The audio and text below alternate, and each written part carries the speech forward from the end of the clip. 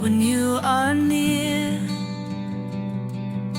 Your light breaks through our deepest fear. You make the broken heart rejoice. In you we find our voice. We lift you high above the skies. With every breath our praises rise. Your love, it never fades away. We worship you both night and day.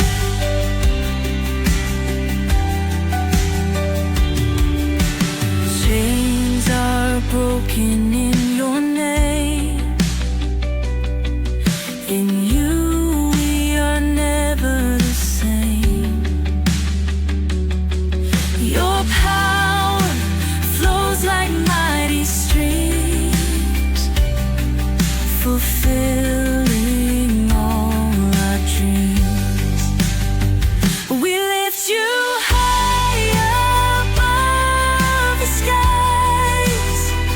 With every breath our praises rise.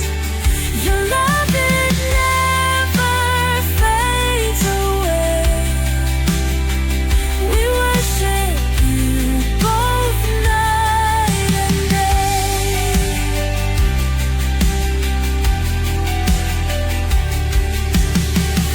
Your name is power, life, and peace. By your word our fears release. You are the hope that fills our soul. In you we find our goal. We lift you high above the skies. With every breath our praises rise. Your love, it never fades away. We worship you both night and day.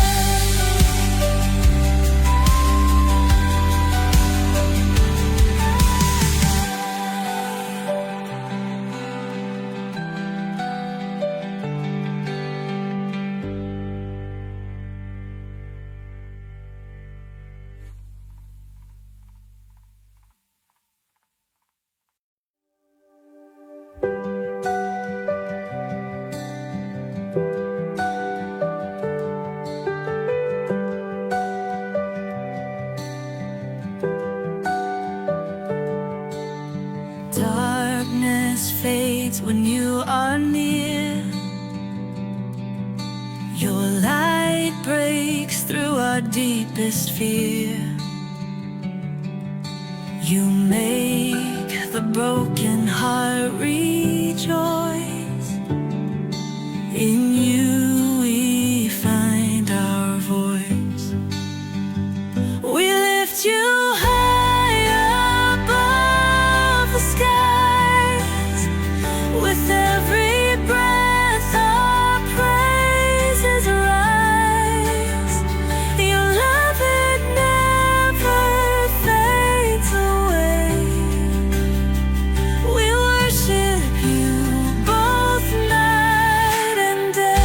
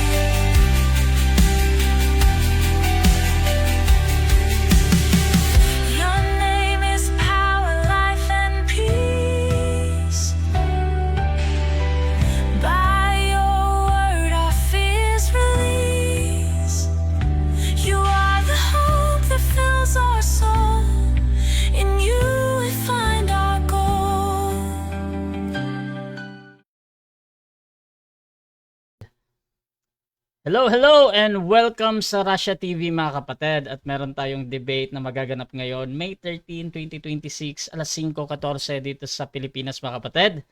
At ang topic na pag-uusapan dito ngayon ay patutunayan ng ating affirmative na may naligtas dahil sa pananampalataya na may kalakip na pagtupad sa kautusan ni Kristo. Affirmative dito si Rafael ng MCGI at negative naman si Brother Norman De Jesus mga kapatid ng AOG. Ayan, so mamaya yung mga abbreviation nila pwede nilang ipaliwanag kung ano yan.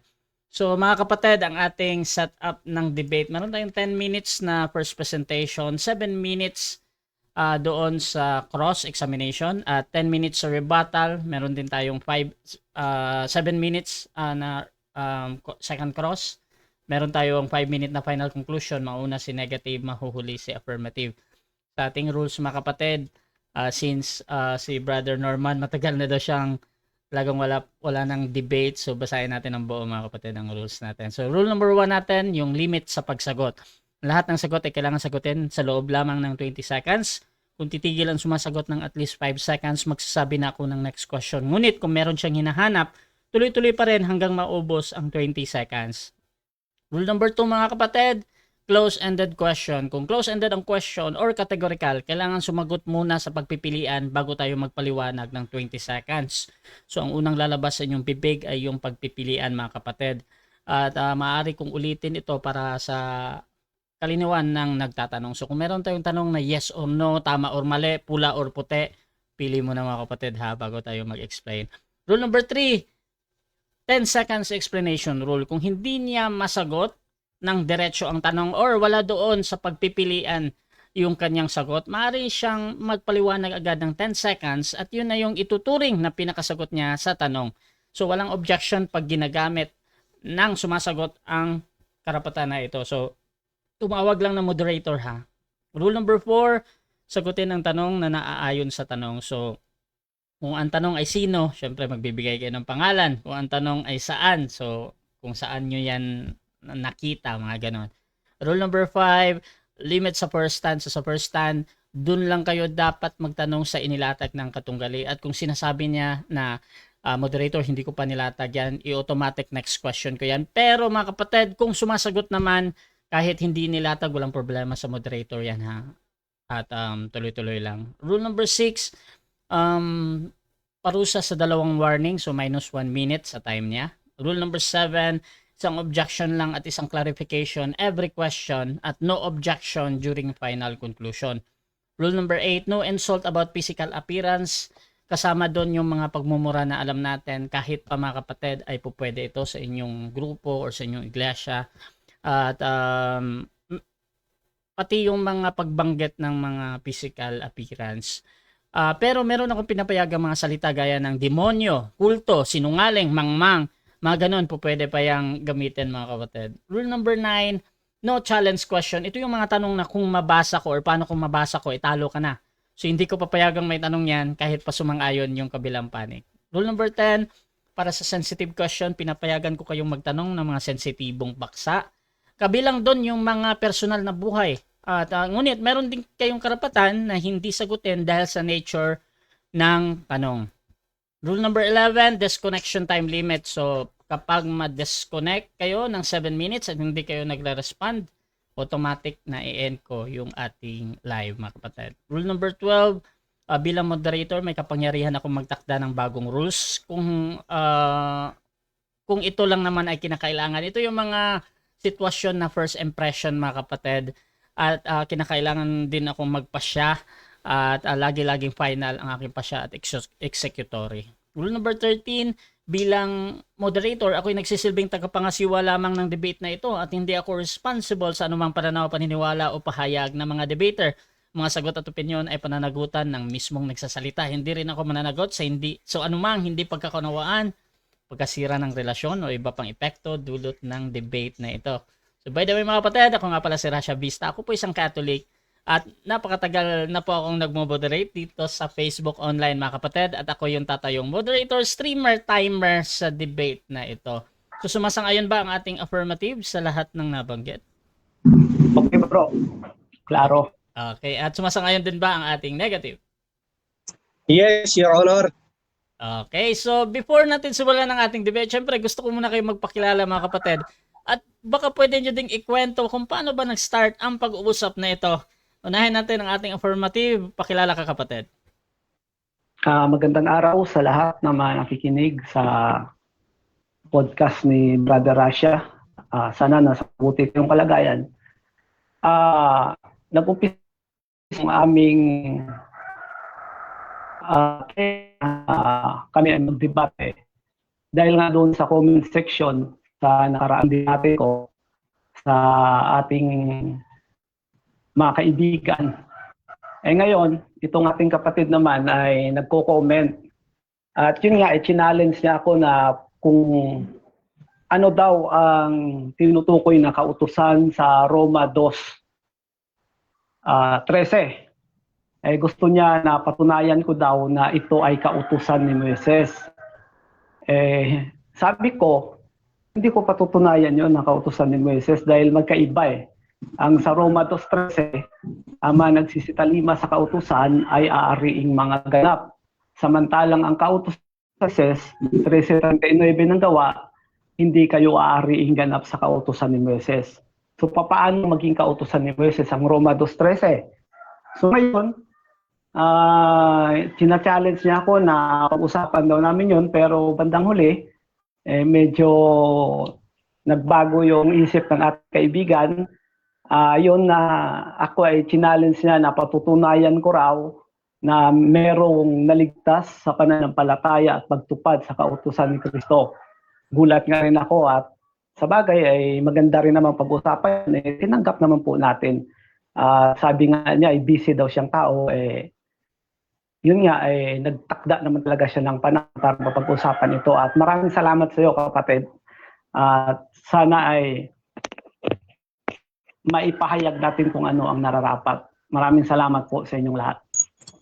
Okay, thank you. At syempre, pakilala din yung tututol naman sa topic natin. Pakilala ka kapatid.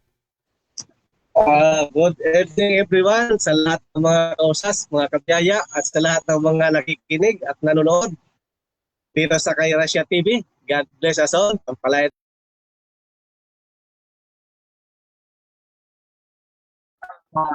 dito. Nagsimula yung debate namin. Bro, nag-iiko. Dalawang cellphone yata ang gamit.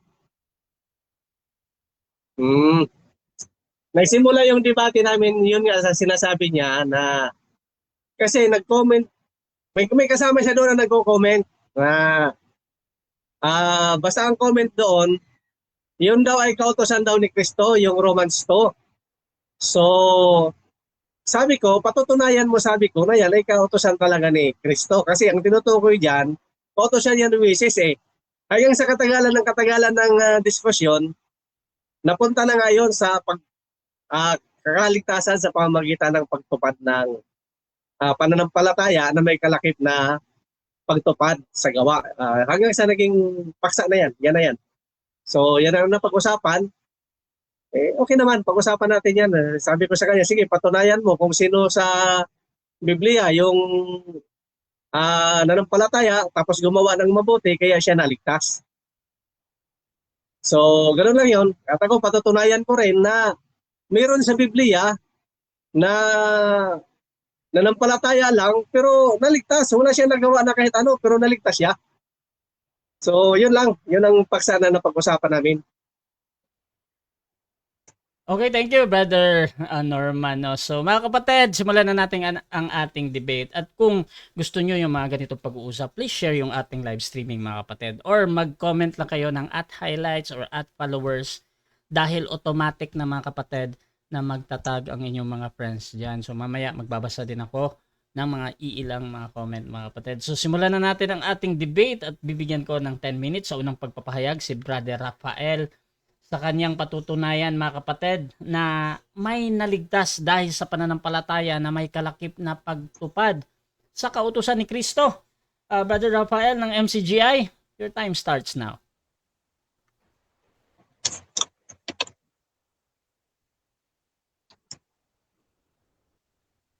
Magandang araw uli sa lahat ng mga nakikinig sa podcast na ito. At sana ay meron tayong kapupulutang aral. Ngayon, pagpapayan ko na sa pamamagitan ng palataya ng Kristo at sa pagtupad sa kanyang utusan ay merong kaligtasan o may maliligtas o kaya maligtas. Kasi, tandaan natin, unang-una, na ang pananampalataya kay Kristo, ito ay kautusan, uutos, o kanyang utos. Anong katunayan? Unang Juan 3:23, basa. At ito ang kanyang utos, sabi. Utos ng Panginoon nito, Diyos. At ito ang kanyang utos na manampalataya tayo sa pangalan ng kanyang anak na si Jesucristo. So utos pala yon na sumampalataya kay Kristo. Ngayon, kapag sinabing utos, kapag sulat, anong ginagawa sa sulat? Binabasa. Kapag pera, kinukwenta. Kapag utos, ano? Di gaganapin. Ganun lang naman ang logic nun eh. Ang katunayan, si Kristo din mismo ang nagsabi niyan. Kapag 1 ng Juan, basa. Huwag magulumihanan ang inyong puso. Magsisampalataya kayo sa Diyos, magsisampalataya din naman kayo sa akin. Oh, di ba utos ni Kristo yon? Ano yun, yung sampalataya kay Kristo, ano ang merong bang gagawin? Sa 14:12. Sabi niya, katotohanan sa inyo. Ang akin ang sinasabi ko sa inyo, sabi niya, ang saan ay sumasampalataya ay gagawin din naman niya ang gawang aking ginawa. So pinapakita dito na yung pananampalataya kay Kristo utos. Ngayon niya mang utos, dapat anong gagawin sa utos, di ba? Susundin. Ngayon, siya rin ang may sabi, sa bibig mismo ni Kristo ang may sabi, na magsisampalataya kayo sa Diyos, magsisampalataya din naman kayo sa akin. At ang sumasampalataya kay Kristo, ano ba ang sumasampalataya kay Kristo? Wala nang gagawin. Kasi ikaligtas na, sumampalataya ka lang. Ngayon, challenge ko sa akin, bumasa ng na sa pananampalataya lamang. Yung lang bumasa ka ng ganun. Tapos na usapan. So, tandaan mo, kapatid, o sa mga nakikinig na mga faith alone believers, tandaan nyo, walang mababasa sa Biblia na faith alone save o maliligtas ka sa pananampalataya. Ang sa Biblia, kakontraryo ng sinasabi ng faith alone save. Intipatron na ang tao ay naaring ganap sa mga gawa at hindi sa pamamagitan ng pananampalataya lang. Ngayon, ang problema ay hindi naman galing sa kanila yung pananampalataya na yan na faith alone saved o pananampalataya lamang. Galing yan sa alimuong ng utak ni Luther. Si Luther ang pasimuno ng faith alone na yan, saved. Ang katunayan, si Luther, kabaliktaran ang itinuturo sa Biblia. Isaiah 5:20, basa. Ang sabi dito, sa aba nila na nagsisitawag ng mabuti ay masama, ng masama ay mabuti, inaaring dilim ang liwanag at liwanag ang dilim, na inaaring mapait ang matamis at matamis ang mapait. Anong ibig sabihin? Baliktad ang utak. Bakit? Sinasabi na mapait daw, sinasabing matamis. Anong ibig sabihin? Anong punto ko? Sinasabi ng Biblia, walang aaring ganap o maliligtas sa pananampalataya lamang. Santiago 2:24. Anong isinaksak ni Luther sa utak ng ating mga kaibigan? Pananampalataya lamang, ligtas ka na. Paano yun? Hindi lalabas si Luther. Kaparehas siya ng sinasabi sa Isaiah 5:20. Kabaliktad sa kanya. Ngayon, balik tayo. Si Kristo may sabi, ang sumasampalataya sa kanya, mayroong gagawin. Ano ang gagawin? Siyempre, yung kung ano yung sinasabi niya. Ang katunayan, ituloy natin sa binasa ko kanina 14:1 ng Juan. Babasahin ko lang ang 14:15. Kung ako'y inyong iniibig, ay tutuparin ninyo ang aking mga utos. Ayan. Itinuturo ni Kristo sa konteksto ng Juan 14, pananampalataya, pag-ibig. Ayan. Ang katunayan, na-adapt ni Pablo yan eh. Tinanggap ni Pablo yan eh. 13:13 ng unang Korinto. Sabi ni Pablo ganito, napili ang tatlong ito. Sabi niya, datapwat ngayon nananatili ang tatlong ito, ang pananampalataya, ang pag-asa at ang pag-ibig. Ngunit ang pinakadakila sa mga ito ay ang pag-ibig. O saan mapupunta yung faith alone mo, kapatid? Tatlo pala naman ang tinuturo ni Pablo, hindi lang naman isa ang tinuturo ng ano eh. Ang pananampalataya, isa sa faktor ng kaligtasan. Pero ang faith, yan, merong kasama yan, kapatid. Anong kasama? Pag-asa at pag-ibig. Ang dakila sa mga ito ay ang pag-ibig. Excuse. Ang katunayan, magkaparehas ng paniniwala si Pablo at si Santiago. Anong katunayan? Sabi ni Santiago, hindi ka maliligtas sa pananampalataya lamang, may walay sa gawa.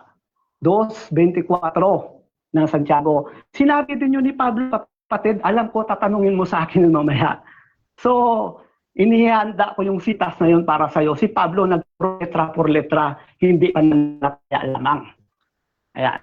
Ngayon, ang batayan kasi ng ating mga kaibigang faithful believers, babasa sila ng Efeso. Ay sabi nila dito, pero ako naipit sa Efeso 2:8 nung nakaraang debate. Basahin nga natin. Sabi dito, sapagkat sa biyaya kayo'y naligtas sa pamamagitan ng pananampalataya. Take note, walang sinabi dyan. Sa biyaya naligtas kayo sa pamamagitan ng pananampalataya lamang. Bumasa ka ng word na lamang, tapos na usapan. Ako na mismo aatras sa debate, kapatid. Wala kang lamang na salita na word eh. Wala sinabi dito na sa pamamagitan ng pananampalataya lamang at hindi sa inyong sarili, ito'y kaloob ng Diyos. Walang lamang doon. Sabi niya, ikit daw ako dito. Kasi yung nag-upload ng video na yon, tuloy lang in-upload. Tapos, ang kumbaga, chop-chop ang video na yon para palitawin na umamin daw ako na may naligtas sa faith alone saved. Ang sabi ko nga sumitas ako doon sa pagsagot ko, ginamit ko Santiago 2:22-24. At sinabi ko, sumagot ako, merong naligtas sa pananampalataya, pero walang word na alone sabi kong ganon. Walang word na alone, yun ang sabi ko. Dagdagan mo yung nakasulat sa Efeso 2:8 na merong naligtas sa pananampalataya. Ang katunayan, meron ano ba ang kaligtasan na natamo ng Efeso? Diba? Naligtas sila sa pananampalataya. Hindi sabi ito, sapagkat sabi kayo'y naligtas sa pamamagitan ng pananampalataya at ito'y hindi sa inyong sarili, ito'y kaloob ng Diyos. Hindi sa pamamagitan ng mga gawa. Hindi sa pamamagitan ng gawa yun. Yung gawa ng Efeso na pansarili, hindi yung dahil sa utos ng Diyos, dahil iba yung ginagawa na pansarili mong gawa at gawa na inihanda ng Diyos para gawin mo. Kasi sa naligtas sila sa kanilang kasalanan. Kung iakyat mo yan sa 5, bagamat tayo'y mga patay dahil sa ating mga kasalanan, tayo'y binuhay na kalakip ni Kristo sa pamamagitan ng biyaya, kayo'y nangaligtas. Yung kaligtasan na natamo ng Efeso, kaligtasan sa kasalanan. Kaligtasan sa kasalanan, merong proseso yan, kapatid. Merong ginagawa yan na ang katwiran na sinusunod ng Efeso ay ang katwiran ng Ebanghelyo. 1:13, nasa kanya'y karinan, pagkarinig ng aral ng katotohanan ng Ebanghelyo na inyong kaligtasan na sa kanya rin naman mula nang kayo'y magsisalataya ay kayo'y tinataka ng Espiritu Santo na ipinangako. So yun po mga kaibigan, mga kababayan, at ay tumutupad sa kautusan ni Kristo. Okay, so dyan nagtatapos mga kapatid ang first presentation ng ating affirmative. Dako tayo sa first cross-examination ng ating negative. Brother Norman ng AOG, your time starts now bro, 7 minutes.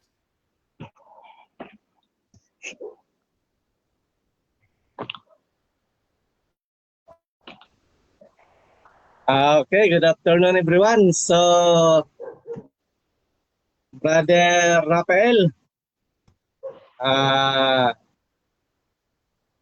ayon dito sa iyong paliwanag, sabi mo kanina na ang tao ay maliligtas dahil sa pananampalataya na may kalakip na gawa. Tama ba ang unawa ko o mali? 2:24. Tama na pananampalatayang may gawa.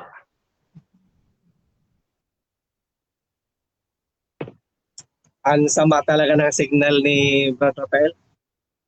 Okay. Kung tama, sinabi mo kanina na nang dahil sa pananampalataya na may kalakip na gawa, ay maliligtas ka. So ito ang tanong ko sa iyo ngayon. Ang sinasabi doon sa Efeso, Ligtas ka na ba?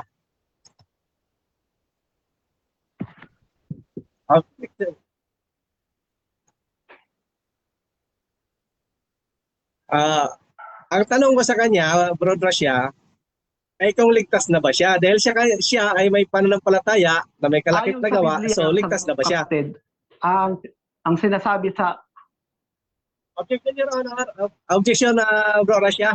Ang tanong ko sa kanya, kung ligtas na ba siya? Ligtas na ba siya o hindi pa siya ligtas? Nung ng bautismo, dahil ang kaligtasan sa kasalanan, merong proseso at yun ay dumadaan sa bautismo. Para mapatawad ka sa kasalanan, kailangan bautismuhan ka para malinis ka sa iyong kasalanan. 2:38 ng gawa, unang Pedro 3:21. Yon. Okay, next question. Clarify ko lang, ligtas ka na, yes or no? Naligtas, yes, naligtas Yes. sa kasalanan. Yes, okay, clear. Ligtas ka na dahil sa ikaw ay ikaw ay nanampalataya at gumawa ng mabuti.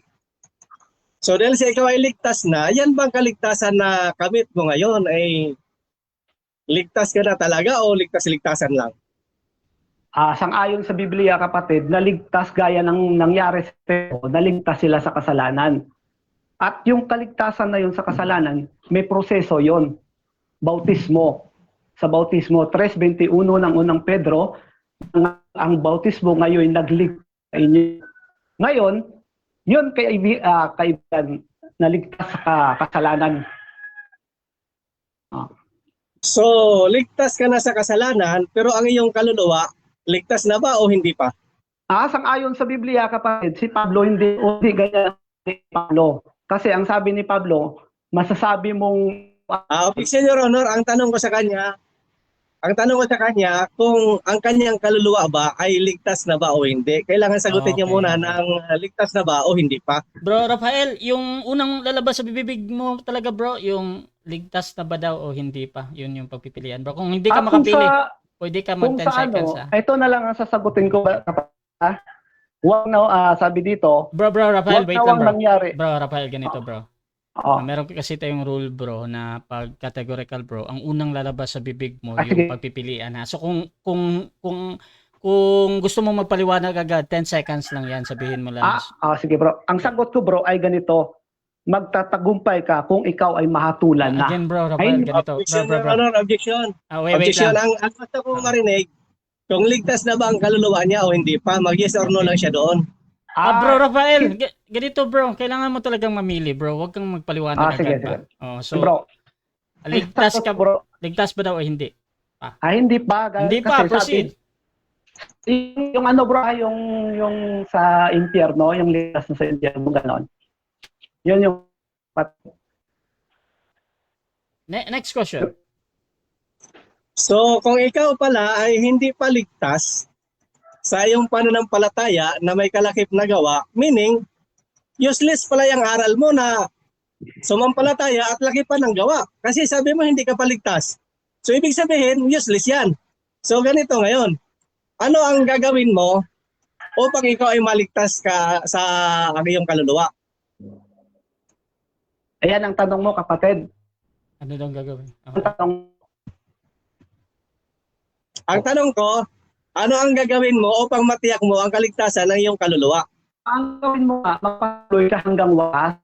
Kasi si Pablo, sabi ni Pablo, Objection, Your Honor. Wait lang. Time stop. Anong objection? Affirmative. Yung negative. kanyang sagot kasi bro, parang parang nag-iiko na hindi ko maunawaan kung ano yung sagot niya. Sige. Sabi ko, kung ano ang kanyang gagawin upang siya Okay. ay matiyak niya ang kanyang kaligtasan ng kanyang kaluluwa. Okay, so ipaulit na lang natin, bro Rafael. Again, ulitin mo yung sagot mo, bro. Proceed, bro. ito ang sagot ko, kapatid. Tiyak ang kaligtasan ng iyong kaluluwa, sabi niya. Ito ang sagot natin dyan. Ang sabi ni Pablo sa 15:1 ng Korinto, ngayon lastas ko sa inyo, mga kapatid, ang ebanghelyo na sa inyo ay aking ipinangaral na sa inyo, na inyo namang tinanggap, na sa siya naman ninyong Next question. titilihan. Next question na. Okay. Brad, Rafael, naunawaan mo ba kung ano ang salitang ebanghelyo? Ang ebanghelyo, yung mabuting balita yon, kapatid. Okay. Ebanghelyo ng kaligtasan. Okay, mabuting balita. So, kapag ba bro, ikaw ay, sabi mo kanina, hindi ka paligtas, di ba? Ngayon, halimbawa ikaw ay, sinasabi sa Hebreo 10 hanggang 14, na inalay ni Kristo ang kanyang buhay para sa lahat, upang ang sino man sabi niya doon na sumampalataya sa kanya ay manatiling sakdal, magpakailanman. Lahat, ang sabi doon, lahat. Kung sasabihin ko sa iyo na kabilang ka doon sa lahat, magandang balita ba yun o masamang balita? Magandang balita yon. Maganda. Okay. So dahil sa iyo ay magandang balita, ligtas ka na ba o hindi pa? Kung sa kasalanan, sa bautismo ligtas na, pero yung kaluluwa sa impyerno, hindi pa natin yun masasabi dahil ang sabi ni Pablo, kailangan ingatan mo ang aral hanggang katapusan para ikaw ay maligtas. Kasi kung hindi ingatan yon, mapapahama ka. Para ka maligtas, sigurado, kailangan ingatan mo ang aral. Sabi dito sa 15:2 ng unang Korinto, ingatan mo ang aral. Okay. Huwag kang magsalaula para ligtas ka. Yan kasing sumulat ng ano yung ginagamit mong verse, ang at saka ng Hebreo. Time na. Okay, so dyan, time na, bro. So dyan nagtatapos, mga kapatid, ang unang pagtatanong ng ating negative. So shoutout muna sa ating nasa live. Nandyan si The Bread of Our Soul, lahat ng tagasunod, sabi niya. Shoutout din kay Pastor Jeramil Amlon, sabi niya, naligtas pa na sa kasalanan pero may proseso pa. Litong-lito talaga tong MCGI. Nice, bro Norman. Shoutout din dito kay The Bread of Our Soul, naligtas sa pananampalataya, walang gawa, kaya hindi na kailangan na sumampalataya ni Norman. Ligtas na, wala sa matinong pag-iisip. Shoutout din kay Merch Niabes, mga sinungaling, wala na kayo dapat na patunayan dahil ang Biblia at si Jesus o Kristo ninyo ang sabi at nagpapatunay na kayong mga preacher follower o iglesia niya ay mga manliling lang at nalinlang. Kato din kay John Ray de los Santos, sabi niya si Esteban daw, si Emmy Alfonso, si Yam Montejo, mga kapatid. Good afternoon daw, sabi niya. Shoutout sa iyo, sister. At mga kapatid, tuloy-tuloy tayo dito at ako tayo sa negative presentation. Brother Norman, your time starts now. Okay. Magandang hapon sa lahat ng mga nakikinig, sa lahat ng mga kausas, lahat ng mga kabiyaya. God bless us all. Lalong-lalo na sa mga nanood sa ngayong oras. Nawa ay pagpulutan po ng aral ang aming diskusyon nito. Ako po ay sisita dito sa John 3:16. Sa John 3:16, John 3:16 up to 18, ang sabi kasi dito sa niya, ngayon na lamang ang pag-ibig ng Diyos, Kanya ibinigay niya. Ibig sabihin ng ibinigay, ang Diyos ang gumawa kasi siya ang nagbigay. Ibinigay niya, meaning ang Diyos ang nagbigay ng pamamaraan upang tayo ay maligtas. Dito, upang ang sinumang sa Kanya ay sumampalataya. Ang sinabi doon, upang ang sinuman na sa kanya ay sumampalataya. Ay hindi doon sinabi na ang sinumang umanib sa MCGI or sa anumang iglesia o gumawa ng mabuti upang maligtas. Ang sinabi lang doon, ang sinuman na sumampalataya ay maligtas. Ganun lang kasimple ang aral ng Biblia. Ngayon, sabi niya, hindi dito sinabi na tumupad tayo sa kautusan. Ang sabi lang talaga dito, tayo ay sumampalataya. Walang karugtong. Sumampalataya lang talaga tayo. So, although hindi dito nakasulat yung faith alone, pero ang requirements lang talaga na hinihingi nitong John 3:16 ay sumampalataya. Diba? Wala dito sinabi na umanib ka sa ganitong relihiyon, umanib ka sa ganitong samahan, o gumawa ka ng mabuti upang ikaw ay maligtas, kundi ang sabi lang doon ay sumampalataya. Ano ang sasampalatayanan natin kay Kristo? Sa Hebreo 10:10 hanggang 14, sampalatayanan natin na tayo ay kabilang doon sa nasabing tayo ay iniligtas ni Kristo. Siya ay bumaba dito sa lupa upang iligtas ang lahat. Lahat ang sabi doon. Hindi sinabi itong certain na religion ito, certain na samahan na ito. Hindi. Si Kristo namatay para sa lahat.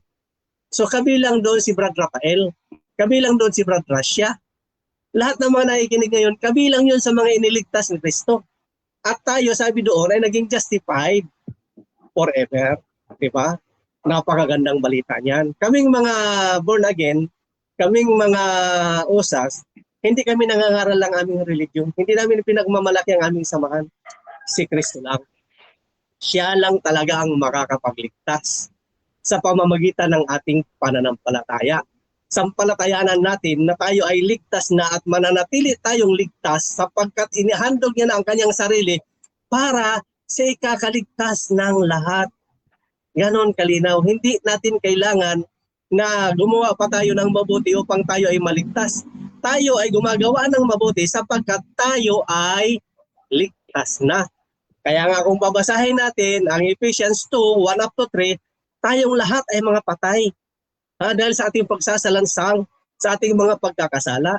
Kung babasahin natin sa verse 4, ngunit dahil sa kay Kristo Jesus tayo nagkaroon ng buhay. Tayo nagkaroon ng buhay hindi dahil sa ating mga mabuting gawa o hindi dahil sa ating religion, but dahil sa kay Kristo tayo ay nangaligtas ng dahil sa ating pananampalataya. Nung tayo ay sumampalataya, magkaroon na tayo ng paggawa ng mabuti. Sapagkat ang kaligtasan nagbubunga ng mabuting gawa. Hindi yung mabuting gawa magbubunga ng kaligtasan, walang verse para doon. At patutunayan na yan na mayroong naligtas kasama sa cross ng Kalbaryo, naligtas kahit wala siyang ginawa. Sumampalataya lamang siya. Hindi siya nakapabautismo, hindi siya nakalipat ng relihiyon. Naligtas siya. Anong sabi ni Kristo? Ngayon mismo, isasama kita sa aking paraiso. Walang sino man na nilalang na sinasasalang na sumampalataya at gumawa ng mabuti upang maligtas. Wala. Bagkus ang sinasabi ng Romans 3:28, tayo ay justified by faith apart from the works of the law. Ngayon, wala tayong gagawin talaga upang maligtas, kundi tayo ay gumagawa ng mabuti sapagkat tayo ay ligtas na. Sampalatayanan natin na si Kristo namatay sa krus ng Kalbaryo para sa iyo at para sa akin at mananatili tayong ligtas. Yun ang magandang balita. At dahil ligtas na tayo, mamuhay tayo bilang mga ligtas na. Gumawa tayo ng mabuti. At ang mabuting balita, ikaw at ako ay ligtas na at mananatili tayong ligtas.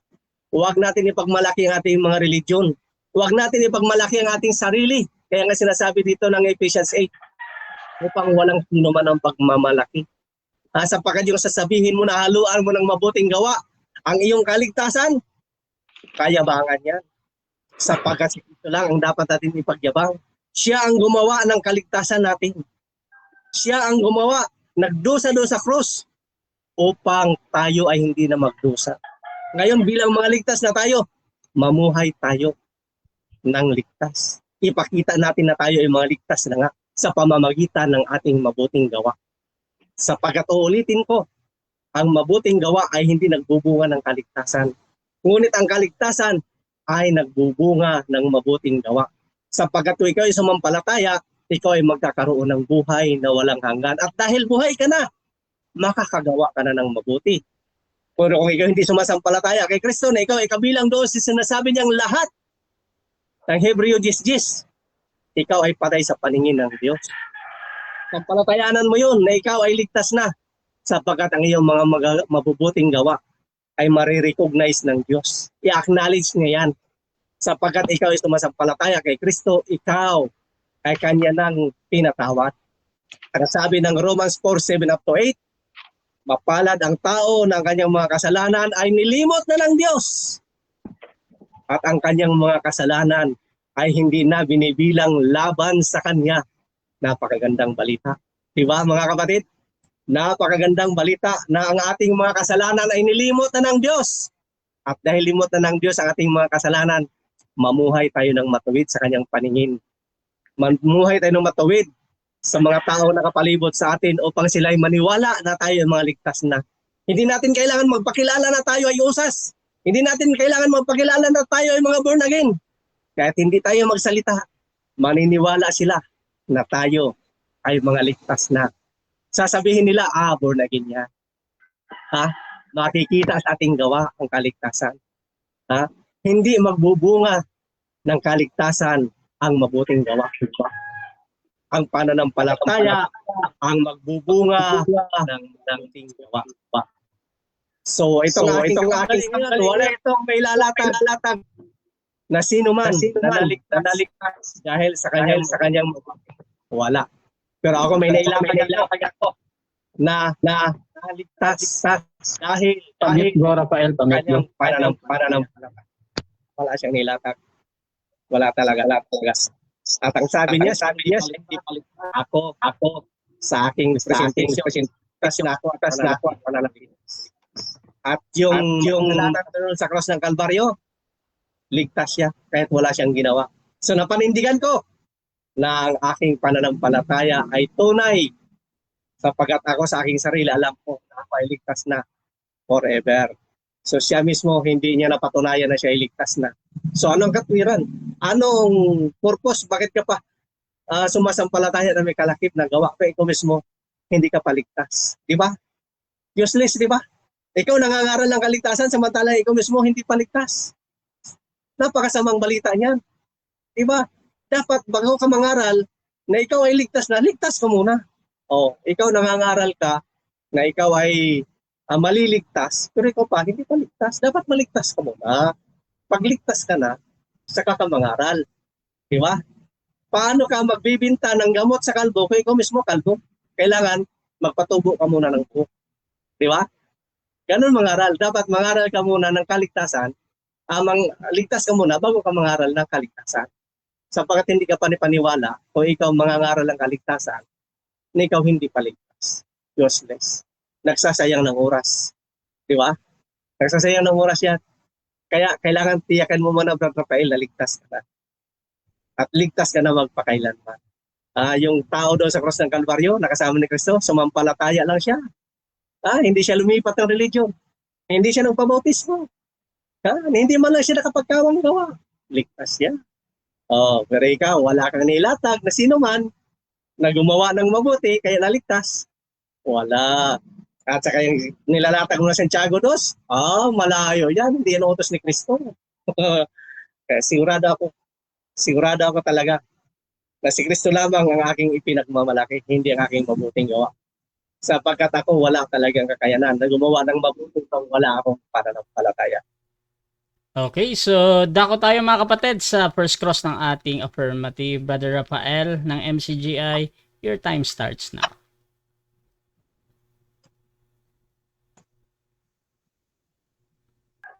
Kapatid, ito ang una kong tanong sa iyo. Hak na bang sumagot? Yes naman. Sabi mo kanina, pinaniwalaan mo ba na walang naligtas gumawa ng mabuti? Tayo. Sabi mo, walang naligtas ng gumawa ng mabuti. Tama ba yon? Walang naligtas? Walang talata. Sabi walang naligtas na gumawa ng mabuti, may babasahin akong talata. Tatanungin kita dito kung sino ang tama, ikaw o ang sinasabi ng talata. 1:5:29.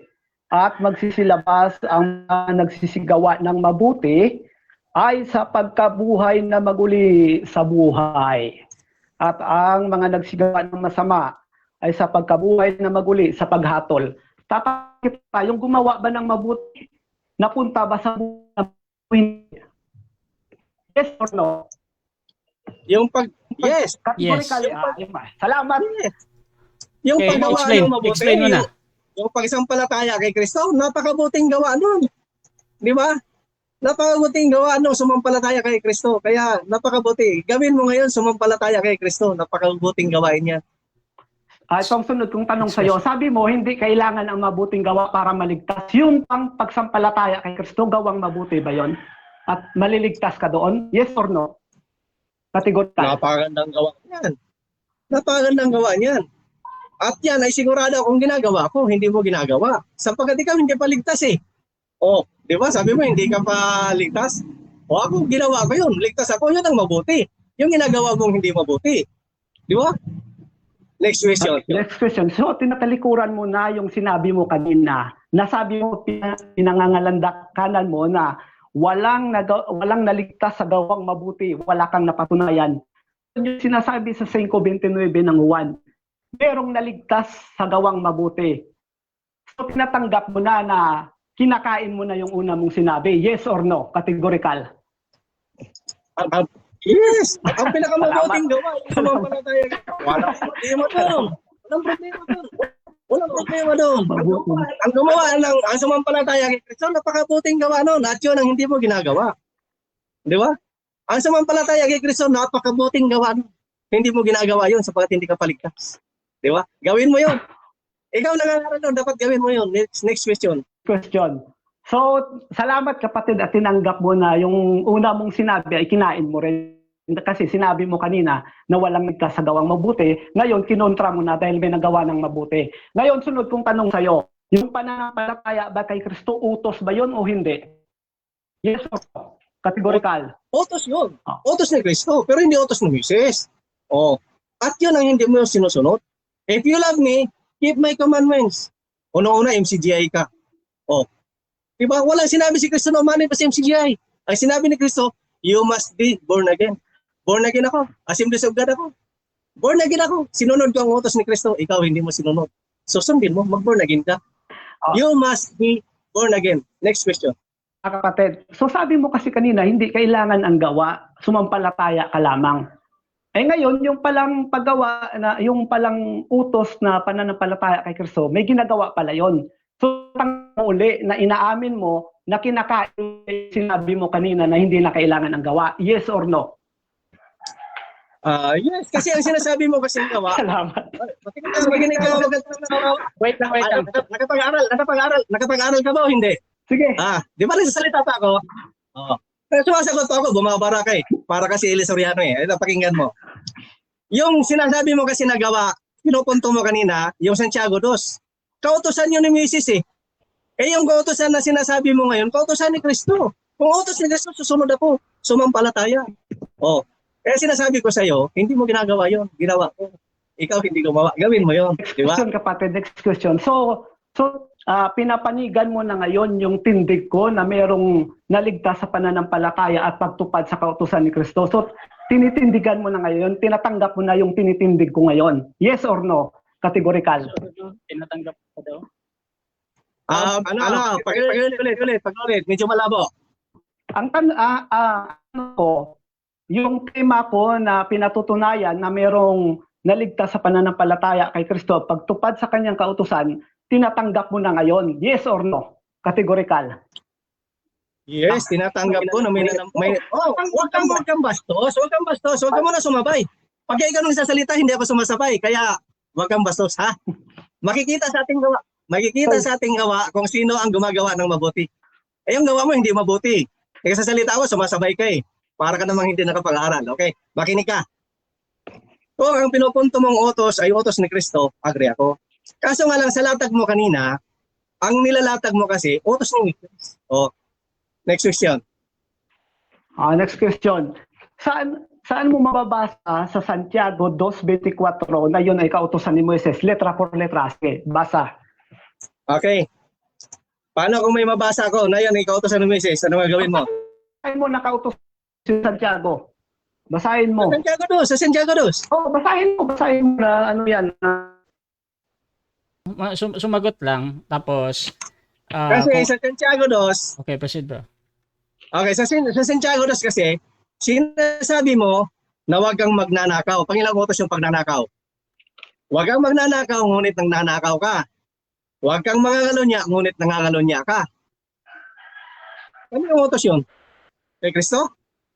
Santiago 2. Next question. Diba? Sunod kong tanong sa si Santiago yung alin ito kay Jesus o kay Kristo?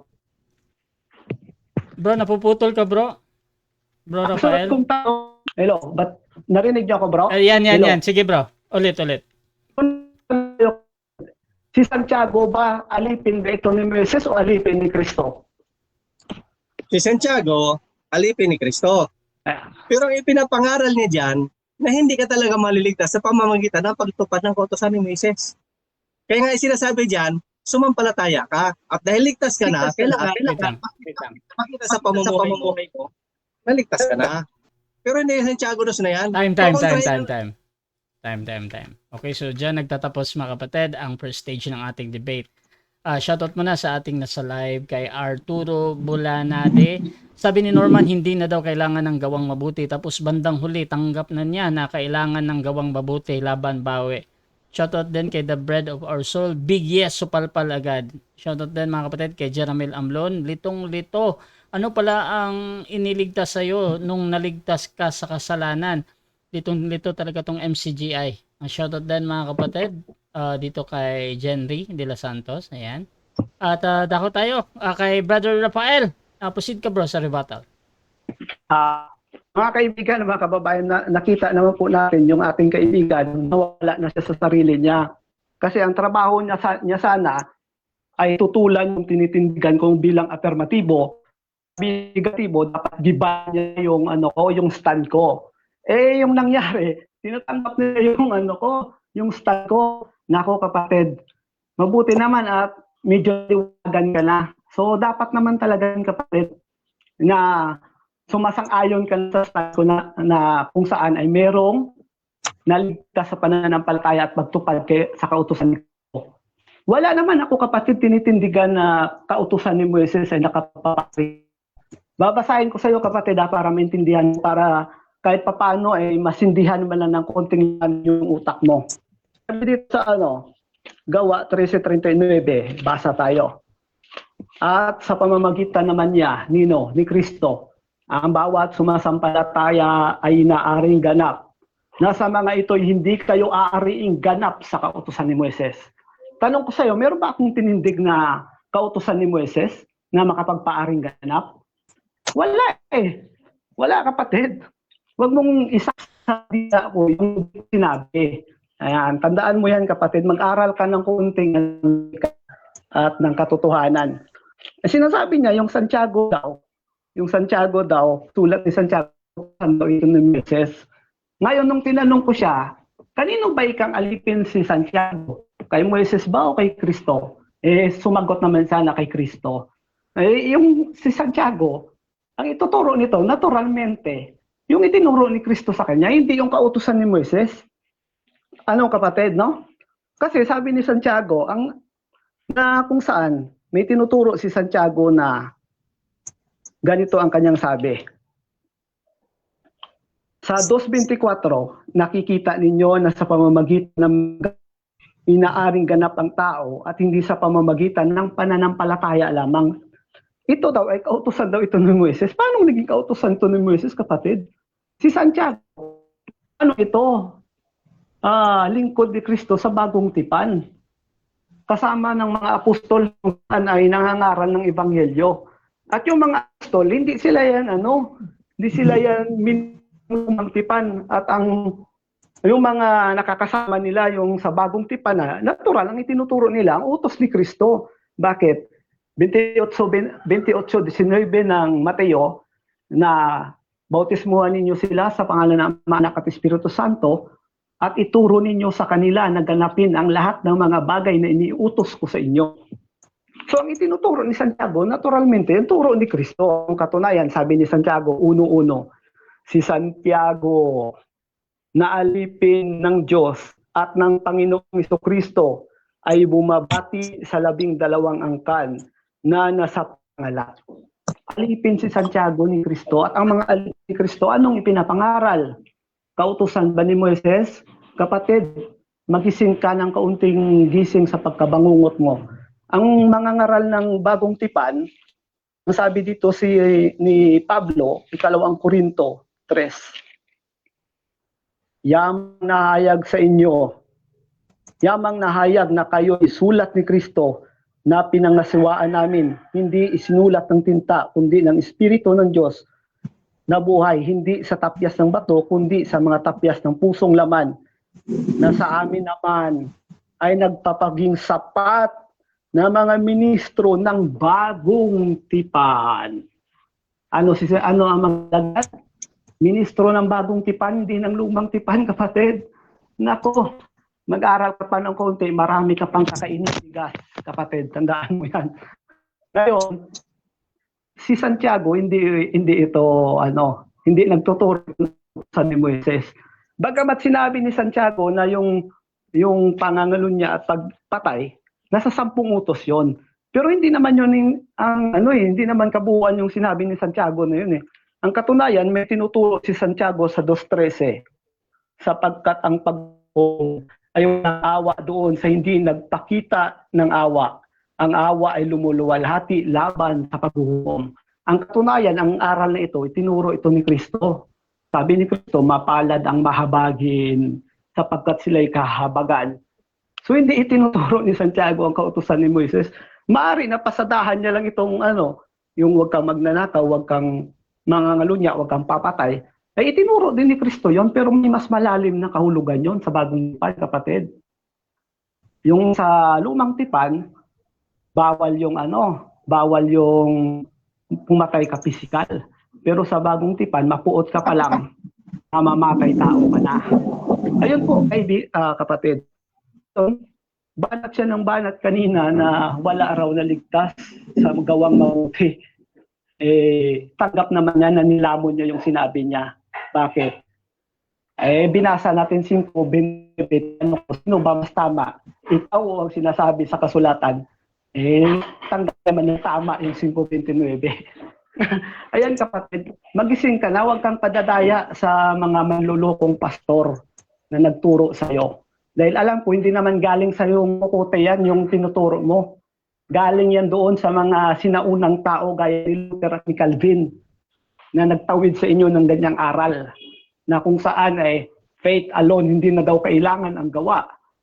Hindi na pala kailangan ang gawa. Yung pananampalataya, inuutos sa'yo para ikaw ariing ganap. Gagawin mo ba? Tanggap mo naman na kailangan gawing mabuting gawa. Sabi mo pa nga Tapos sabi, hindi kailangan ng gawa. Tapos bandang muli, kinontra mo rin. Kapatid, ang sabi sa Santiago, yung taong may dalawang akala, delikado yan. Kung ikaw nga mismo, hindi mo matindigan yung sarili mo sarili mo nga kinukontra mo ibang tao pa kayo. Ay, nako kapatid, kaawa-awa kayo mo. Buhay naman kayo sa impyerno pag ganoon kayo. Yung tinutukoy ko kanina na kasi si Pablo, hindi naman nagsabi si Pablo agad-agad na ligtas na siya. Kaya nga sabi niya, magpatuloy ako hanggang sa hangganan. 3 ng Filipos, sabi niya, hindi sa ako'y nagtamo na, ako'y nalubos na, hindi nagpapatuloy ako. Baka sakaling maabot ko, yung maabot naman sa akin ni Kristo Jesus. Hindi bakit Pablo, tandaan mo yan, hindi gaya ng mga nagsasabi na ligtas na, wala nang gagawin. O sige, magsalaula ka na, ligtas ka na pala si Pablo ano sabi ni Pablo? Sabi niya sa 1 Korintio 15:1-2, mag-iingatan ninyo ang ebanghelyo. Kasi kung hindi nyo iingatan yan, mawala yan, mapapahamak ka. Kaya nga sabi sa Hebreo, na tapat kong lingkod ay nabubuhay sa pananampalataya, ngunit kung siya'y umurong, hindi siya kalulugdan ng aking kaluluwa. Pag umurong ka, mahirap kasi kapatid na magyabang ka na. Si Pablo nga, hindi nga sinabi yun eh. Kasi yung Efeso, ligtas na yan eh. Dumating ang panahon na tipo Jesu na yan eh. O sasabihin mo na forever safe. Ay nako, kapatid. Ayan lang po kapatid na Rasha. Okay. Tuloy-tuloy tayo dito. Dako tayo sa second cross ng ating negative. Brother Norman ng AOG, your time starts now. 7 minutes. Okay. Brad Rafael, kung tinatayuan mo talaga yung Santiago 2 na yun ay kautosan ni Kristo. Tama, mali? Tama. Okay, tinatayuan talaga ni Kristo. So, meron bang talata na sinasabi ng Biblia na tutularan mo si Abraham, tutularan mo si Noe, si Rahab? Yan ang context ng talata na yan eh. Di ba, sa baba niyan, si Noe naligtas dahil sa kanyang, di ba? Si Abraham naligtas, di ba? Sa baba ng chapter 2 na yan. Agree ka? Oo, kasi bibigay halimbawa sila, mga heroes of faith yan eh. Okay na. Dahil nga sa ikaw ay fanatic talaga dito sa Santiago 2 nito. Tutularan mo si Abraham. Yun ang binibigay na halimbawa, di tularan mo. Kasi mga heroes of faith yan kapatid eh. Tutularan mo si Abraham. Okay. Tutularan mo si Noe. Palataya kapatid, kasi patuloy sila. Hindi sila atras. Tutularan mo si Noe. Yes or no?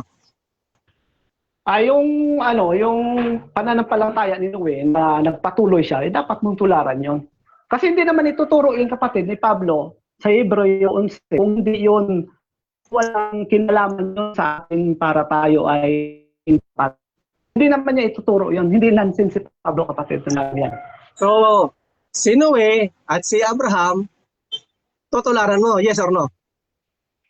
Tutularan, yes, sa pananampalataya nila na upang makamit mo ang kaligtasan. Upang makamit mo. Okay na bro. Upang makamit mo ang kaligtasan, tutularan mo si Noe at si Abraham, yes or no? Tutularan mo sila sa kanilang pananampalataya. Okay, makinig ka.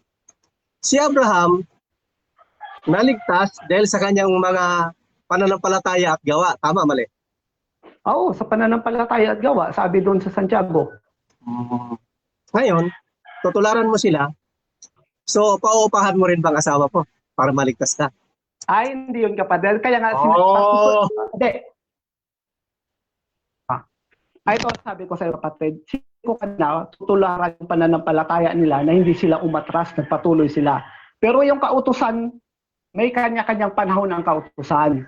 Hebreo, hindi mo alam yung kapatid? Tuturo ko sa iyo. Sabi doon sa Hebreo 1:1, sabi dito, ang Diyos ay nagsalita ng unang panahon sa ating mga magulang sa iba't ibang paraan at sa iba't ibang panahon. Sabi mo, tutularan mo si Abraham at saka si Noe. So, makikipagtali ka sa anak mo, yes or no? Hindi, wala ka na sa ayos kapatid. Kasi ang Diyos salita bawat panahon. Hindi kanya-kanyang kautusan nila. May kanya-kanyang kautusan. Ngayon, tayo, nasa kautusan na tayo ng Kristo. Hindi ka nasa kautusan ni Moises o ni Abraham. Pero yung pananampalatayang ibinigay nilang halimbawa, tularan mo yun, hindi sila umatras. Bakit mo gagayahin yung ginawa nilang sama? Si David. Si David pumatay ng tao, tutularan mo rin. Siyempre hindi. Utak na, kapatid, utak. So, binabawi mo na hindi mo tutularan si Noe at si Abraham. Ang sagot ko, na nagpatuloy sila sa Diyos. Pero yung ginawa lang mali, alisin mo yon. Ano sa Biblia? Suriin ninyo ang lahat ng bagay. Kunin ninyo ang mabuti, alisin nyo ang masama. Halimbawa, si David, pumatay ng tao, tutularan mo ba? Ano ang tutularan mo kay David? Siyempre yung mabuting gawa na ginawa niya, hindi yung masama. Sabi mo naman utak mo kapatid, nako. Ang sabi mo, tutularan mo si Abraham at saka si Noe. Tutularan ko siya sa pananampalataya niya. Pananampalataya nila. Noong ginagawa ni Noe, yung kanyang pagsanla sa asawa niya, noong nakipagtalik si Noe doon sa kanyang anak, nung isinanla ni Abraham yung kanyang asawa, nautosan na siya doon, sumusunod siya sa utos. Dapat sundin mo rin. Sinusunod mo siguro yan. Sagot mga kapatid, yung sa Hebreo, 1:1, merong mga salita ang Diyos sa bawat panahon. Tayo, nasa panahon na tayo ni Kristo. Ano ba utos ni Kristo? Ano ba utos ni Kristo? Naintindihan mo ba? May salita ang Diyos, halimbawa, sa panahon ni Moises, sabi sa panahon ni Moises, ibigin mo ang iyong kapwa, kapuutan mo ang iyong kaaway. Ngayon, ba gawin mo pa rin yun?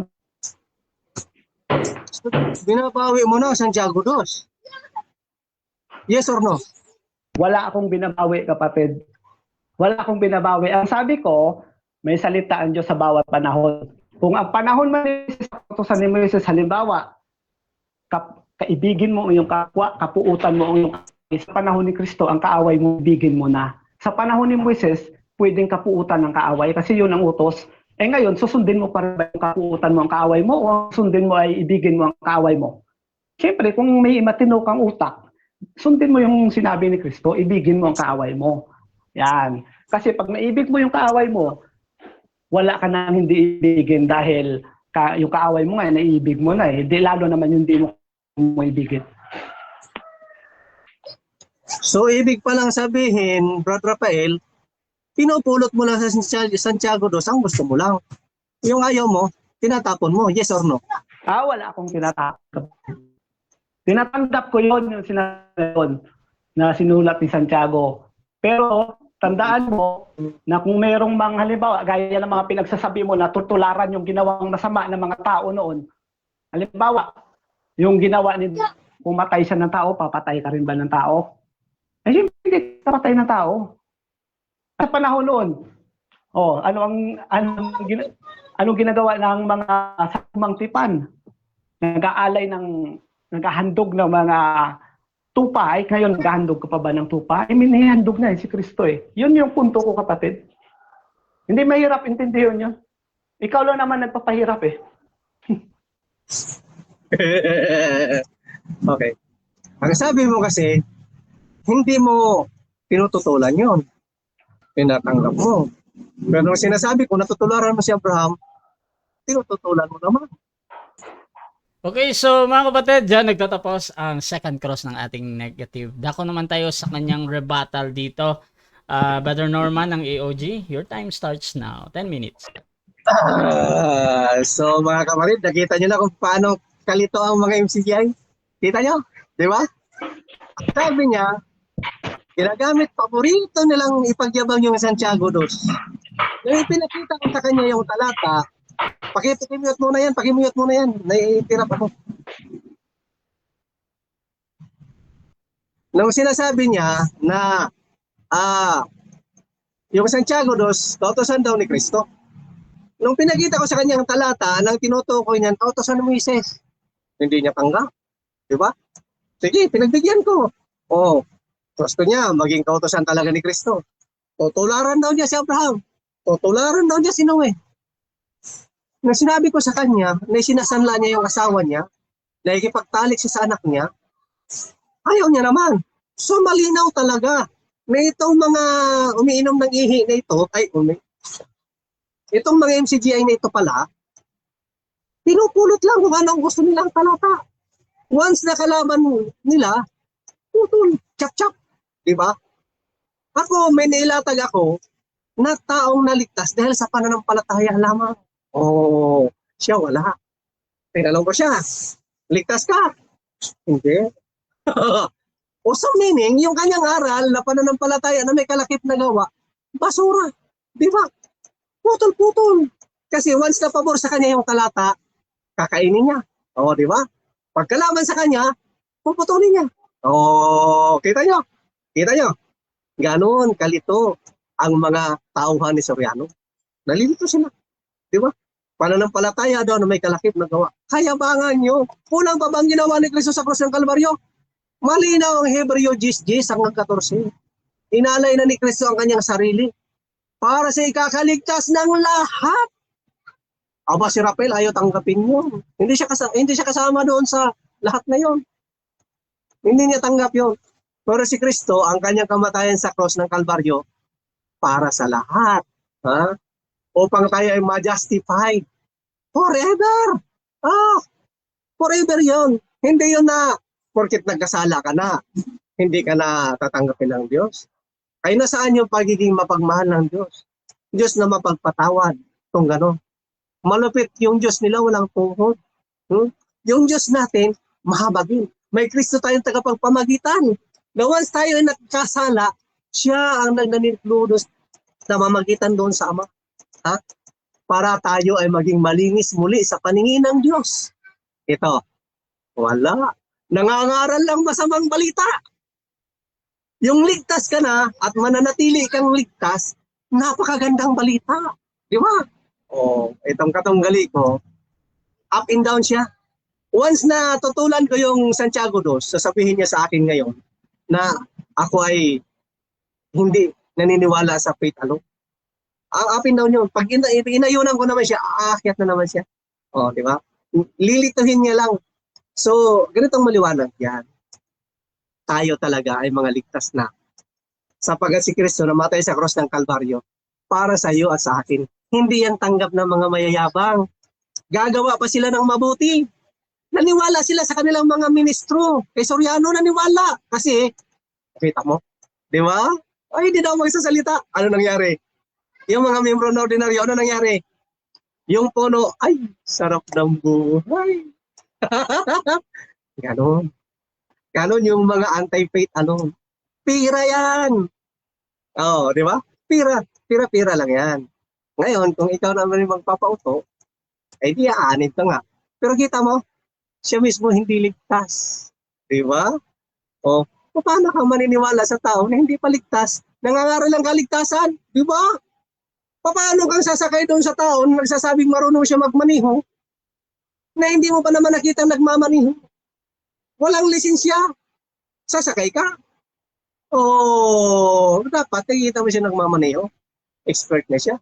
Bago ka sasakay, pagkakatiwala mo buhay sa kanya, huwag kayo maniwala dito kay Senator Rafael.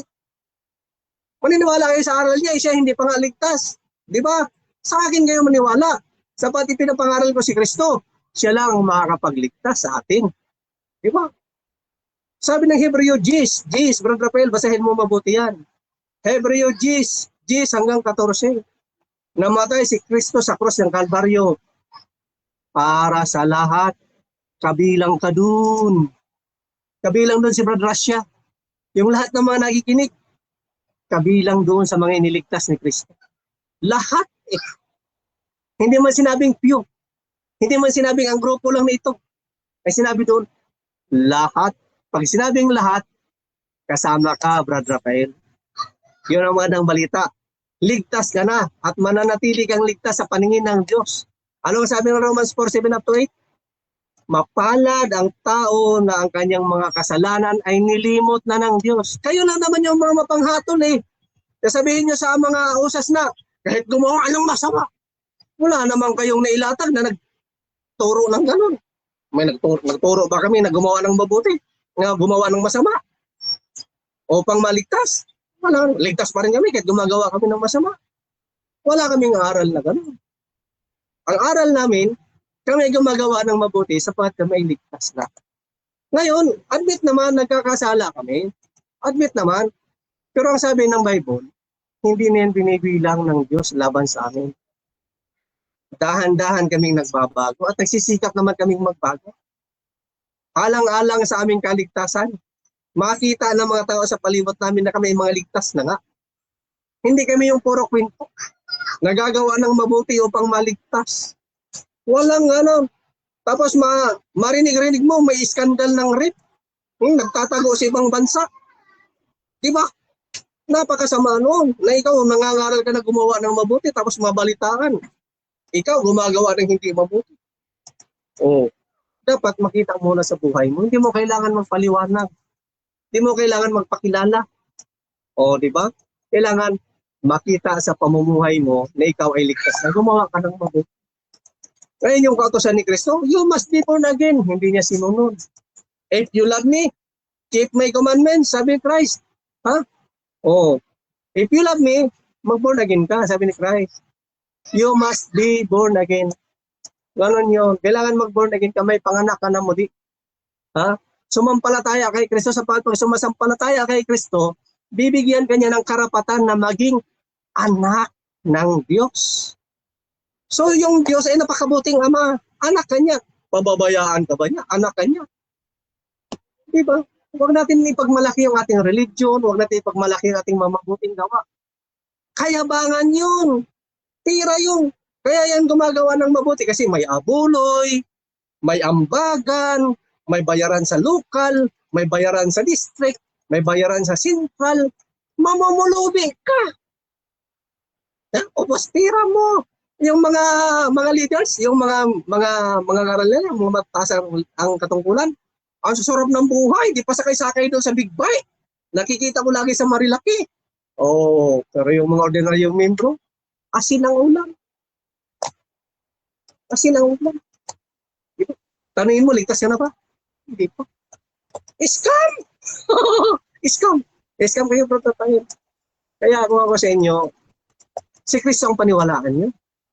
Kasi pag si Kristo ang nagturo, talagang ligtas ka pala. Sumampalataya ka kay Kristo. Pag sumampalataya ka sa Kanya, nakabilang ka doon sa Kanya mga iniligtas, ligtas ka na talaga. Hindi na mawawala yun. Mananatili ka ng ligtas, ang sabi niya sa 14. Mananatili kang sakdal sa paningin ng Diyos. Oh. Ang iyong mga kasalanan, nilimot na ng Diyos. At ang iyong mga pagkakamali, hindi niyan binibilang laban sa iyo.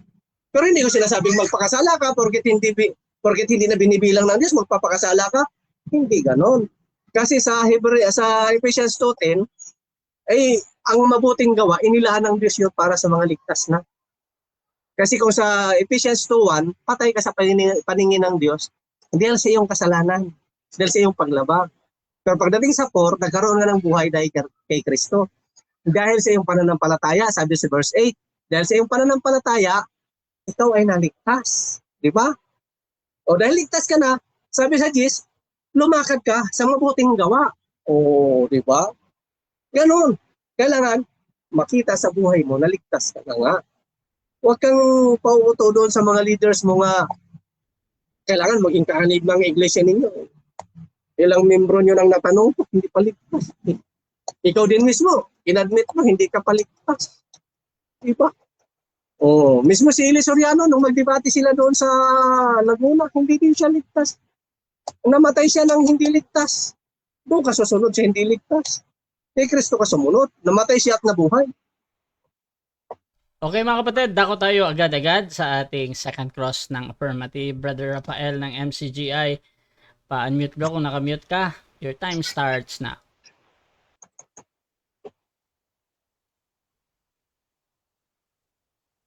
Hindi ba eh? Oo, hindi. Naman!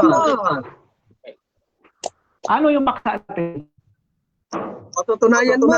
Mayroong naligtas sa paggawa ng mabuti. Nanampalataya at gumawa ng mabuti. Wala kang napatunayan. Tama ba yung, di ba yung sa natin patutunayan ko na may ligtas sa pananampalataya at pagtupad sa kautusan ni Kristo, tama ba? Wala kang napatunayan. Kaya sarili mo. Ito ang sabi sa'yo kapatid, alam ko na alam mo naman yun na yun ang stand ko. Yung sinabi mo kanina na sumunod sa utos ni Kristo, be born again at sumampalataya sa Kanya, mabuting gawa yun, maliligtas ka, sabi mo kanina. Tama ba? Tinatanggap mo ulit yun? Yes or no? Tanggap mo yun. Utos ni Kristo. Ikaw hindi tumanggap kasi hindi ka born again. Sige, salamat. Walang talata. Salamat, tanggap mo na. Salita pa. Wait lang. 50 seconds. Tanggap ko yun. Sapagkat ako born again, sinunod ko yung Kristo sabi ni Kristo, you must be born again, nag-born again ako. Walang talata na sinasabi na you must be MCGI. Diba? Next question. May sinabi ba ako sa paksa na MCGI? No. Wala naman. Pero MCGI ka eh. So, walang utos na gano'n, di ba? Pero, hindi ka naman born again. So, hindi mo sinunod si Kristo. Next question. So ang kautusan ni Kristo na tinitindigan ko na ang pagtupad sa kautusan ni Kristo at pananampalataya sa Kanya ay makapagliligtas. Again ka, sumampalataya ka sa Kanya. Ang tinitindigan kong paksa ngayon, tinatanggap mo ba yon? Yes or no? Tanggap ko. Ikaw, hindi mo ginawa. Ako, ginawa ko ang utos ni Kristo. Humayo kayo at ipangaral ang mabuting balita. Ipinapangaral ko sa iyo ngayon. Ligtas ka na. Napakagandang balita nun. Utos ni Kristo, humayo kayo at ipangaral ang mabuting balita. Next question. Sabi ng negatibo, dapat tutulan mo yung paksa mo. May natutulan ka paksa ako na ang pagtupad sa kautusan ni Kristo at pananampalataya sa Kanya ay maliligtas? Oo, wala. Pag-ulit. Di ba yung bilang negatibo, ikaw ay negatibo, dapat ang trabaho mo ay gibain mo yung stand ko na ang stand ko ay patutunayan ko na may naligtas sa pananampalataya kay Kristo at pagtupad sa kanyang utusan. Ngayon, yung bang tinitindigan kong paksa na palataya at pagtupad sa kautusan ni Kristo ay maliligtas, yun ba ay tinatanggap o hindi mo tinatanggap?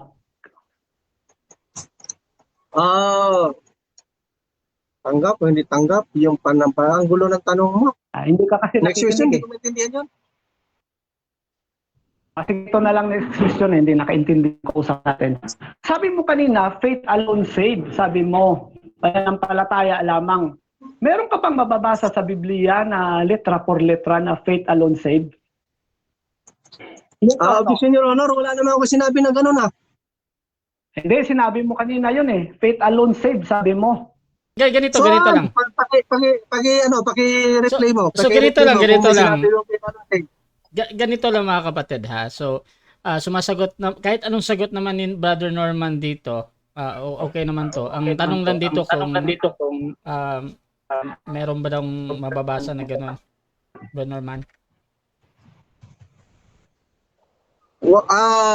Mr. Moderator, wala naman ako sinasabing gano'n. Wala mo sinabi na kung may mababasa dahil hindi ko yun pinagmalaki kailanman. Okay. Next Hindi question. pinagmalaki yun. Pero tinatanggap mo na faith alone save. Naniniwala ka dyan. Yes or Yes or no? Walang nababasa, di ba? Sabi mo. So hindi ko yung pinagmalaki yun. Hindi, Dahil walang nababasa, sabi mo. Okay. Proceed. Brother ang Rafael. tanong ko kapatid, categorical. Naniniwala ka ba faith alone save? Yes or no? Naniniwala ka ba daw na faith alone? Yes, naniniwala Yes. ako. Ngayon kung naniniwala ka faith alone save, saan mababasa sa Biblia na faith alone save? Oo, wala. Kanina nga kasi, di ba, yung tao wala. doon nakasama ni Kristo sa Calvary. Bro Norman. Mayroon. Meron. Sige. Proceed lang. Sagot pa, Brother Norman. Basta gamitan mo lang ng utak. Gagamitan mo lang ng utak. Huwag ka lang iinom ng ihi. Gagamitan mo ng utak. Kasi sa John 3:16, pananampalataya lang talaga yun. Di ba? Wala may ibang requirements doon. Wala man sinabi na sumali ka sa MCGI. Wala man sinabi na umanap sa ganitong religion. Ang tayong requirements na hinihiling doon, Next sumampalataya. question. Yung naligtas doon sa krus ng Kalbaryo, nanampalataya lang. Nagsasalita pa ako. Next question na. Next question na nga eh. Tigas. Ngayon, sunod kong tanong sa'yo. Yung bang sa John 3:16, may mababasa ka ba doon na pananampalataya lamang o wala? Categorical, wala. sumagot lang yan. Basta gagamitan mo ng utak, meron. Pero pag Meron di mo daw. gagamitan ng utak, wala. Oo, wala ang tanong mo. May babasa doon faith pananampalataya lamang o wala? Categorical, sumagot ka doon. Tingnan natin, mabasa doon. Basta gagamitan mo ng utak, yes, meron. Mr. Moderator, Okay. Ganito. Bro Rafael, anong objection mo? ang tanong ko sa kanya, categorical brother. Oo, o wala. Kung meron ba siyang Objection, Your Honor, mababasa, objection. Okay. Objection. Bro Sinabi ko Norman. rin kasi, basta gagamitan lang ng utak, meron, yes. Ganito. Ganito sa rules kasi natin. I think nagiging technical si Brother Rafael. Gusto niya yung unang lalabas sa bibig mo, Brother Norman, ay yung categorical. Ngayon, ang categorical natin, oo o wala. Bro Norman, pipili ka ba or magpapaliwanag ka kagad or Ang sinasabi ko nga, bro, meron talaga. Kasi Okay. kung makikita mo doon sa talata talaga, pananampalataya lang talaga. Okay. Ngayon, kung hanapan nila ng titik, salita nila yun eh. Pagka ang titik daw hahanapin mo, nakakamatay yun. Huwag ka Okay, mahanap okay. ng titik. So ang sagot dito, oo, meron. Meron. Proceed. Ngayon, kung Last 1 minute. naniniwala ka ba kapatid na ang sabi ni Pablo ay matuto kayo sa amin maghihigit sa nakasulat? Tama o hindi? Oo o hindi? Ay, salita dito ng mga MCGI, lalo na si Jared. Sabi niya, huwag kayong maghahanap ng titik, nakakamatay yun. Kaya Hindi si naniniwala Jared talaga ako na kausap mo. faith alone. Next Okay. question. Next question daw, next question. Sige, sabi mo, faith alone saved. Sabi mo, babasahin ko Santiago 2:24.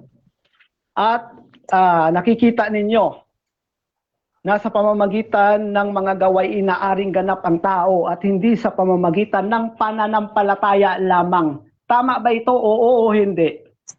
Tama yan. Nakategorika. Tama daw. Tama yan. Kailangan makita sa buhay mo, naligtas ka na, mamuhay ka ng maayos. Kasi kung paglalabanin mo ang talata, Romans 3:28, a man is justified by faith apart from the works. Time. Okay. 7 Yung minutes time. sinasabi mo kontra yan Pinag-aaway 7 mo si minutes Pablo time. sa Santiago Okay, so dyan nagtatapos mga kapatid ang second stage ng ating debate. Dako tayo sa final conclusion. Mauna dito si Brother Norman bilang negatibo mga kapatid sa ating paksa na ang may naligtas dahil sa pananampalataya na may kalakip na pagtupad sa kautusan ni Kristo. Pamute mo na Brother Rafaela. At bilang negatibo, Brother Norman, 5 minutes. Your time starts now. Okay, mga kapatid, mga kabiyaya, mga kausas, at sa lahat ng mga nanonood, nakikinig. Napakagandang bakbakan ito. Napatunayan ko talaga, si Brad Rafael, wala talaga siyang nilatag na may naligtas. Wala siyang, kahit pinangalanan, wala. Sa sarili niya mismo, wala siyang napatunayan. Di siya ligtas. So, ibig sabihin, yung faith plus work, basura talaga yan. Hindi talaga nakakapagligtas. Siya mismo hindi ligtas. Ako pananampalataya lang, ligtas na. Hahanapan niya ako ng litra for litra sa John 3:16. Bakit? May iba pa bang requirements sa John 3:16 para maligtas? Di ba wala? Pananampalataya lang talaga hinihingi ng Diyos. Pero itong mga MCGI, itong ibang mga anti-faith alone, gusto nila, ano ang pananggawa? Lakipan pananggawa. Kawang gawa. Pira yun. Abuluyan, ambagan, donasyon, lahat yan, bayad, pira yan. Kaya yung mga anti-faith alone, pira-pira yan. Pero faith alone ayaw nila. Walang pira sa faith alone. Kita mo yung mga pastor ng mga faith alone, nagtatrabaho. Di ba? Kaya nga ako busy. Kasi nagtatrabaho ako, ayaw ko nang pinapalamon ako lang. Nakakahiya sa mga tao na ikaw, batugan. Ikaw, umaasa lang sa palamunin ka ng mga membro. Kalaki ng katawan mo, ayaw mo magtrabaho. Sa aming mga faith alone, nagtatrabaho kami. Para makita ng mga tao na kami ay ligtas na talaga. Makikita nila na kami ay gumagawa ng mabuti dahil kami ay ligtas na. Kaya sa buhay namin, si Kristo lang aming ipinagmamalaki. Pero ito mga anti-faith alone, mga mayayabang. Puro daw gumawa ng mabuti upang maligtas. Tapos tanungin mo, ligtas ka na? Hindi pa. Diba, scam? Nakwartahan ka na, nahut-hutan ka na, tapos di ka paligtas. Hanapin nila litra por litra. Ito lang titingnan mo lang ngayon yung talata ng John 3:16. Walang ibang requirements. Pananampalataya lamang. Ito lang. Huwag ka lang iinom ng nakakalasing yun. Pag nalasing ka, nakakabasa ba ng matino yung lasing? Hindi ka makakabasa ng matino kasi lasing ka. Pero kung ikaw, matino lang yung pag-iisip mo, makita mo talaga sa John 3:16, walang ibang requirements. Pananampalataya lamang. Ang sinasabi pa dyan, si Kristo bumaba upang iligtas ang sanlibutan. Sa 18, ang sabi dyan, hindi nahahatulan ang sinuman na sa kanya sumasampalataya. Ngunit yung mga anti-faith alone, nahatulan na. Ayaw nilang maniwala kay Kristo. Na si Kristo bumaba sa lupa upang tubusin ang lahat, sabi ng Hebreo 10. Tinubos niya na tayong lahat. Pero itong katunggali ko, ayaw maniwala na siya kabilang sa mga natubos. Ayaw niya maniwala kasi gusto niyang gumawa pa ng mabuti. Mag-aabuloy pa siya. Mag-aambag pa, magbabayad pa siya diyan sa lokal, sa sentral. Nang yumayaman lang naman yung mga nando sa taas, yung pasaya-sakay lang sa big bike. Pero yung mga ordinaryong membro, tricycle driver, di pa nga makabayad ng boundary. Kapitbahay namin. Nanghihiram pa ng bigas sa amin kung minsan, binibigyan ko na lang kasi di ko rin naman iba. O, kamag-anak ko rin naman. Pinapaniwanag ko lang sa kanya, mamumulobi ka yan. Kaya Brad Rafael, alis ka na dyan. Hindi ka paligtas. Hindi ka paligtas. Kaya tiyangin mo munang ligtas pa. Sa faith alone, maliligtas ka talaga. Sumampalataya ka lang kay Kristo na siya ay bumaba sa lupa upang tubusin ka. Upang ikaw maging sakdal magpakailanman.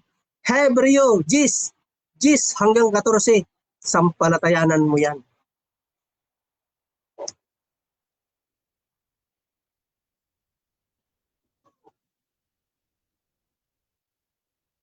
Dako tayo kay Brother Rafael sa kanyang final conclusion bilang affirmative, mga kapatid. Your time starts now. Sige mga kapatid. Alam nyo mga kaibigan, itong ating kausap ay puro ad hominem ang kanyang banat, mga kapatid. At itong tao na ito, mga kapatid, ay kung idadaan natin sa psychology, may confirmation bias ito sa utak.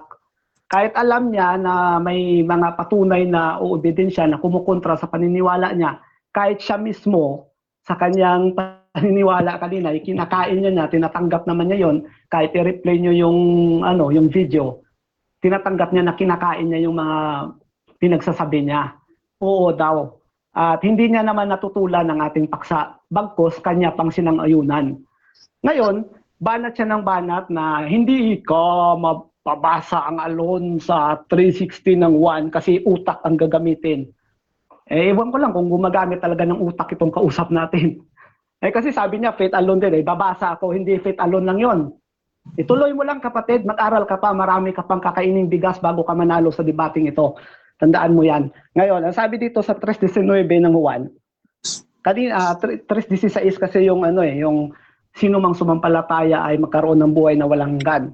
Sa 3:19, ito ang sabi, at ito ang kahatulan, na naparito ang ilaw sa sanglibutan, at inibig pa ng mga tao ang kadiliman kaysa ilaw, sapagkat masasama ang kanilang mga gawa. Kung merong mga tao na umibig sa kadiliman, meron namang taong umibig sa kaliwanagan. Ang katunayan, yung napako sa krus na magnanakaw, oo, tanggap natin na wala siyang ginawa kasi ikaw ba naman kapatid, tatanungin kita, halimbawa lang, nakapako na yung kamay mo, may magagawa ka pa ba? Kung nonsense na yung kapatid, di ba wala ka nang magagawa? Pero meron siyang nagawa doon na yung inibig niya si Kristo, tinanggap niya si Kristo, ipinagtanggol pa nga niya hindi man niya napagtanggol si Kristo, nagamit ang kamay at paa, pero sa kanyang pananalita, ipinagtanggol niya. Kasi tinuya ng isang ng kriminal na kung ikaw ang anak ng Diyos, iligtas mo kami at iligtas mo ang sarili mo. Sumagot naman ng isa, tayo sa katunayan sa katwiran dapat naman talaga tayong maparusahan dahil nasala tayo. Pero ang taong ito, sabi niya, hindi nagkasala. Ipinapakita lang doon na iniibig niya ang katotohanan. Si Kristo katotohanan, 14:6 ng Juan. Ako ang katotohanan. Ano ba ang pag-ibig? Ang pag-ibig ay nagagalak sa katotohanan, sabi sa 13 ng Korinto. Anong ginawa ng taong yon? Wala siyang ginawa. Nakamay, hindi siya nabautismuhan. Pero inibig niya ang katotohanan. Kaya kapatid, hindi lang yung pananampalataya. Sabi ni Pablo, may buong pananampalataya ka, wala ka ng pag-ibig, wala kang kwenta. Tandaan mo yan. At kapag wala kang kabuluhan, wala kang kwenta, impyerno ang bagsak mo. 25:30 ng Mateo. Itatapon ka doon sa dagat-dagatang apoy. Kaya yung mga nagsasabi na yung 3:16, faith alone, mali. Mali yun. May pag-ibig yun kapatid Kung merong hindi umibig kay Kristo, meron namang umibig. Isa na yung magnanakaw. Bakit? Katotohanan si Kristo tinanggap niya Yan ang mag-aral ka pa kapatid, nako marami ka pang kakainin bigas na sasaingin para ka makaintindi. Ngayon,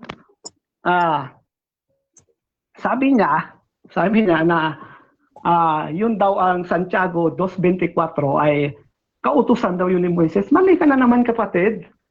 Hindi kautusan ni Moises yun. Inuulit ko nga si Santiago nga, alipin ni Kristo, hindi ni Moises. Last minute. Ano ba naman yan? So yun mga kaibigan, mga kababayan, na yung ating katunggali, hindi niya nagiba ang ating stand.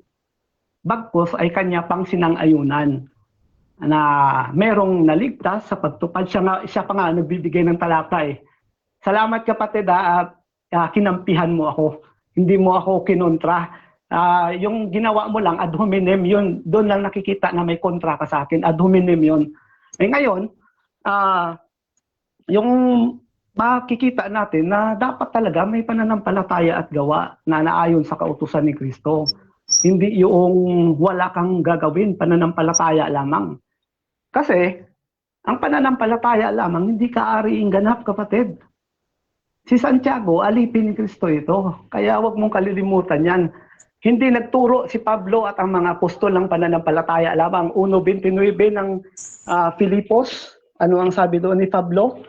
Na hindi manampalataya lamang. Sabi niya, ay kayo pananampalataya lamang, si Pablo hindi eh. Sapagkat sa inyo ipinagkaloob, alang-alang kay Kristo. Okay, so dyan nagtatapos ang debate natin mga kapatid between MCGI and AOG. So before natin end yung ating live, syempre gusto mo ko munang magpasalamat kayo sa lahat ng nanonood at makakapanood pa nito.